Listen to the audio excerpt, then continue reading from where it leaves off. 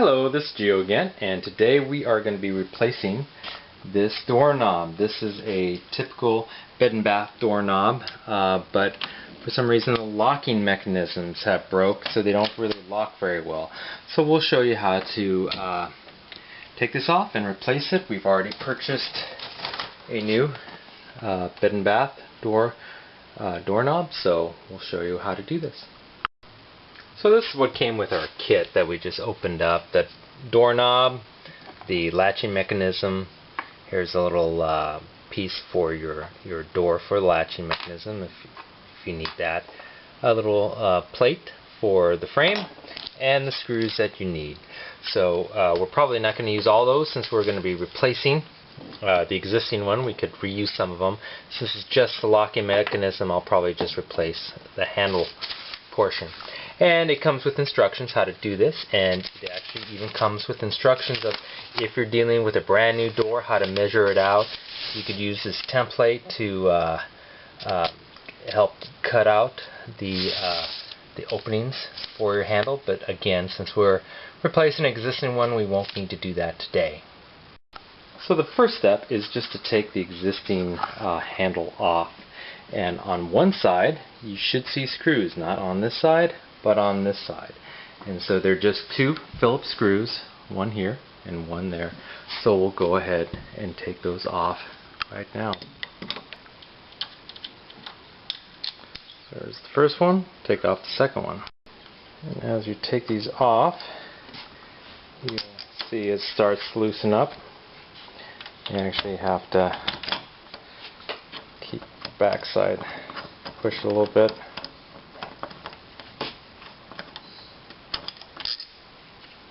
And then they should just come right off like this. And if you look inside, you'll see how it's connected. So, and one of the things you want to look for, let's see if I can, is that this is a certain shape. It's kind of has a half round and a full metal tube. And that will go in a certain way, as you can see, just like that. It's just shaped like that, half round and a rod. And you're going to be putting the new one in, and then you have the two screw holes here that go on either side, one there and one there. And that's how the knob will go in.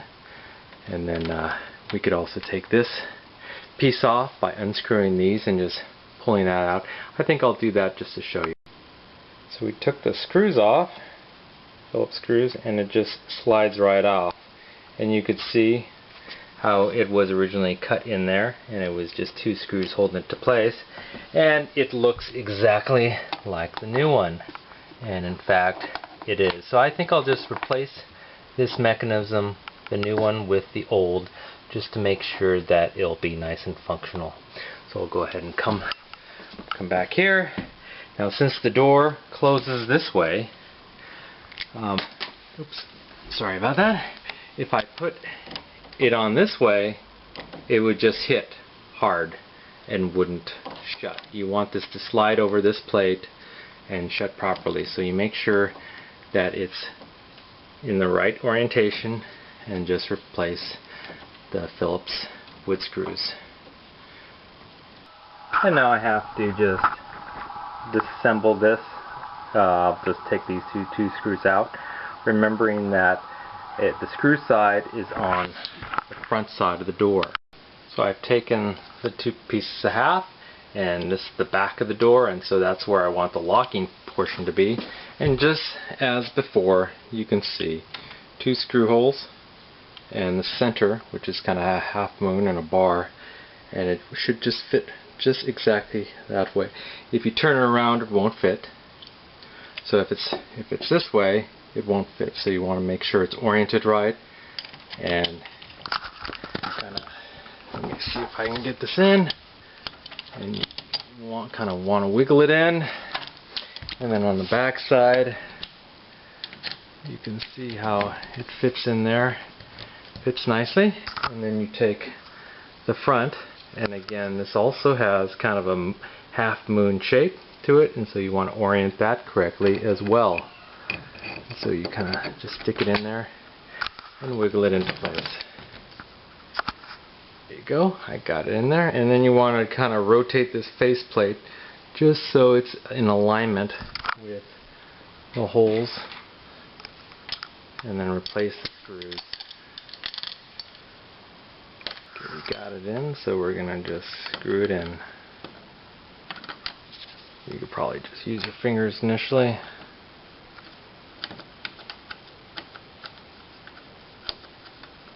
And then go ahead and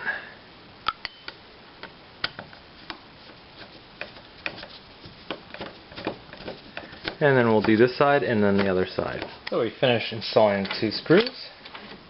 We turn, test it, and then we go ahead and lock it up and see, and indeed it's locked. This side is also locked. Good. So let's just try it on the back side. It shuts well. Lock it. Locked. Unlocked. It's unlocked. And just to show you, here's the spare slide plate, and we could replace that if we wanted to, but this slide plate is working just fine, and just a couple of wood screws, so we'll just keep this and keep this as a spare part. And so here you have it.